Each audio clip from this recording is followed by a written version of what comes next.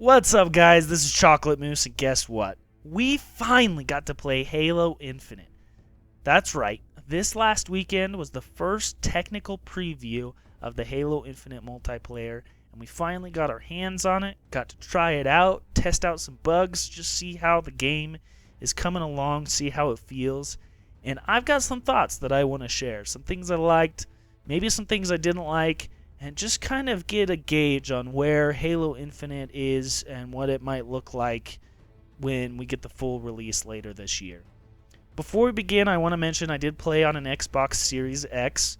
I got some gameplay clips from that, and that's what you're going to see in the background is just some of my gameplay I was able to capture. Also, I want to mention if you want to leave a like what you see, please give me a thumbs up. That would be great. I'm excited to make some content and just talk about Halo. So exciting. All right, let's begin. So the first thing I want to talk about is the arts and the art and the graphics.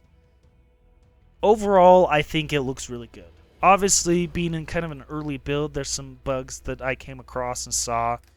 I don't want to put too much emphasis on that, but there were some things that obviously need to be fixed and improved, and I imagine those will be fixed before the final release for sure. But as far as the art style goes, I'm really happy with it. It finally is looking like a Halo game to me, from the character models to the weapon models to the maps to just the feeling that you get as you're looking at this game. It finally feels like a Halo game again, and I can't really say that about, the previous entry or maybe even the one before that. Halo 5 just didn't look like Halo. It has some things good from it, that might have looked good graphically speaking, but the art style just deviated from Halo, and this finally looks like a Halo game again, and I'm super happy with the way it turned out. The maps, they look like Halo. They look like they belong in Halo, and I think that's a super positive step in the right direction for 343, and I'm really excited to see all the other aspects that they've designed that just make up this world of Halo Infinite. It's really exciting to look forward to that stuff.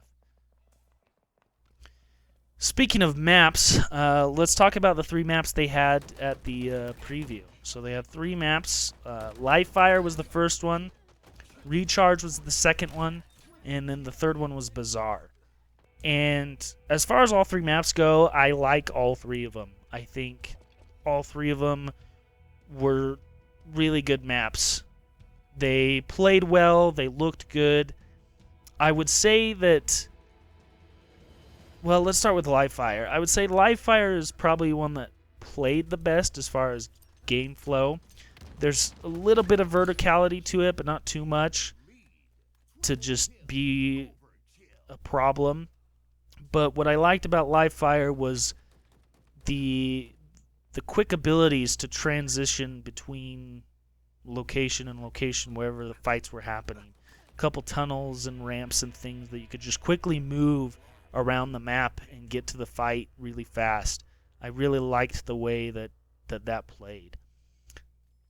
The second map is Recharge, and Recharge has a lot more verticality to it. One thing that was kind of fun about Recharge was with that verticality, it really made the BR shine.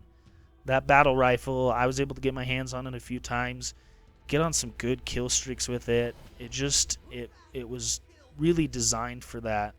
Being able to use the grapple on that map to get around from place to place really worked on that map too. I think with Recharge there was a couple areas that would take you away when you're trying to transition. They would kind of take you away from where the main fights were happening, so it was kind of like you felt like you were running away from the fight to get a better position in the fight. And it kind of pulled you away from that gameplay a little bit. So if I were to mention some negatives, maybe that would be a little bit. Outside of that, it might not be the most exciting map as far as the locale goes. But what I really like that they did is it still has its identity. It still has that, hey, this is something I can recognize. When we jump into this map, it's got its own identity. Some of the Halo 5 maps, I didn't really feel like they had as much of an identity as these maps do. So that's one really positive that I've seen from these 3 maps. The last one being Bazaar, which definitely has its own identity. I really like the way that map looks. It's probably the best looking map as far as theme-wise and just how it looks. Its gameplay is really good too. Flowed pretty much as good as live fire. There might have been a couple things like moving from where the rockets would spawn to the archways might have been difficult at times, or if you're on the ground level, trying to get from the ground level to those archways would be kind of difficult. Either you had to have the grapple shot to get up there, or you're clambering on a couple things to get up there, and I didn't really like the way that worked. It felt like I'm just slowly getting into the fight, but it wasn't too bad once you're in and up there. You're having some fun firefights up on top of those arches and across the way, and so overall I'm really happy with the 3 maps. I think they did a great job, and I'm excited to see what other maps 343 has in store for us for the final game. I think we're going to have some really fun maps to play around with. So the next thing I wanted to talk about was just the weapons, kind of as a whole, the weapon balance, how they felt. I think I won't touch on every single weapon, but just to point out a few things, let's start with the starting weapons. You start with the sidekick and the assault rifle. I think as far as start weapons go, they're great. The assault rifle might have a little too much range for my liking. I like the assault rifle to be a little more of a close range weapon, but it wasn't nearly as bad as Halo 5, at least as far as I could tell. It didn't seem nearly as bad as Halo 5's assault rifle. It definitely wasn't one I'd be trying to shoot somebody from all the way across the map. It just felt ineffective. But the sidekick, being the other starting weapon, was, I think, is in a really good place right now. One of the things I didn't like in the previous Halo was how strong the pistol was. It just felt like you had to get good at the pistol or you weren't good at all. And in this, it's like the pistol can be good and viable. Like if you zone in, get those headshots, then you can drop somebody really quick with it. But it wasn't like this overpowered weapon that it was the only thing you were going to be using. I found myself changing out that pistol for the battle rifle or the commando or even the pulse carbine multiple times just to get something a little bit better, something that did a little bit more damage. And I think that's a really good place for the pistol to be. Something that's useful but not overpowered, that it deters you from getting some of the other weapons that are on the map. As far as some of the power weapons go, the sniper feels a lot more difficult to use, and I play on controller, so maybe that has something to do with it. The aim assist might not be as useful or as strong as maybe previous games, which I don't think is a terrible thing. I won't complain too much about it. I think having a little bit of skill in between the weapons can be really positive. Just gives you an incentive to play more, to learn the weapons better, and get good with them. The other thing I wanted to mention as far as the weapons go is I feel like the weapons now kind of have their own place within the sandbox. They all kind of have a little bit different of a feel. They work a little bit differently. Some weapons are good with taking down armor, some weapons are good with killing, some weapons are good with close range, some with far, and so each weapon feels like it's got its own place within the Halo sandbox, and that is a huge positive in my opinion. Not every weapon needs to just be a kill weapon, but the weapons can have their own use, their own utility to them. And so I really like, just with the weapons we saw, they did feel like each of them kind of had their own usefulness to them. And so I'm really happy with that. The other thing I wanted to mention with weapons real quick is just the weapon pads. I really like the design that they've done with these weapon pads to have like this status bar of how long before the weapon, respawns. And it just makes for those gameplay decisions of, maybe I can come back around and get this weapon again, or oh, it's almost spawning, I'll wait a second so I can have this power weapon in my next fight. I like just being able to quickly make those decisions without having to try and keep an internal timer on, okay, is this weapon almost spawning in? Maybe, I don't know. So that's one really positive thing. The other thing I liked about the weapon pads was, at least for the BR and the Commando, they kind of rotated out between matches. And I know some people might not like this, but this was one thing that I actually really liked, was having that weapon rotation, because I feel like that gives each weapon in this large Halo sandbox a chance to shine, gives players a chance to use each weapon.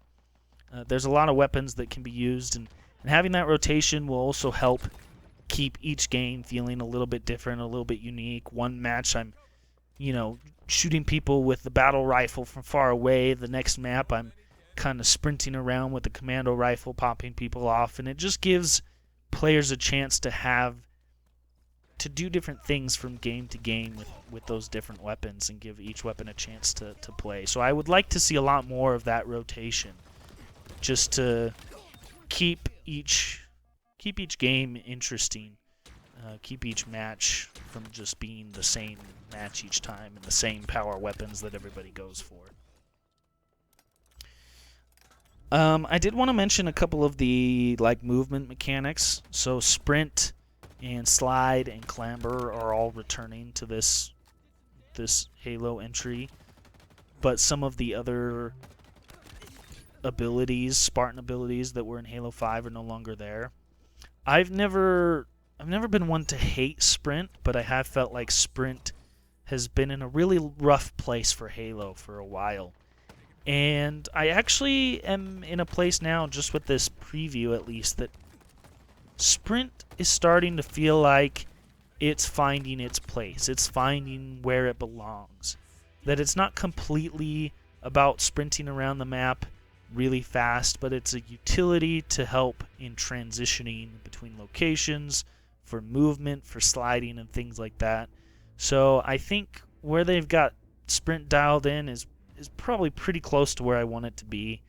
And then the equipment, I want to address that. I really like the bringing back that Halo 3 style equipment, but then giving us, a little bit new aspects to that. Being able to use those equipments and those power-ups when you want, I think is a good choice. It allows for different opportunities for gameplay. So overall, I think I'm really happy with the way this turned out. Like I said, I probably have a few other complaints or other small things that I could bring up, but overall, the game feels really good. The weapons feel really good. The movement feels really good. And it feels like Halo. And I don't think I can give a more positive praise than to say that it feels like Halo. I think this is what I've wanted. This feels like a natural movement, a natural transition from Halo 3. Reach kind of really stepped away, but this feels like a follow-up to Halo 3 in a very right direction, and I'm really happy with it. And I'm really excited to see what 343 has in store for us for the final game. I think there's a lot more that we're going to get, and I'm really excited to see it. So anyway, I won't keep you much longer, but if you like what you see, give me a thumbs up. Leave a comment. What did you like? What did you not like? And until then, we'll catch you on the next video.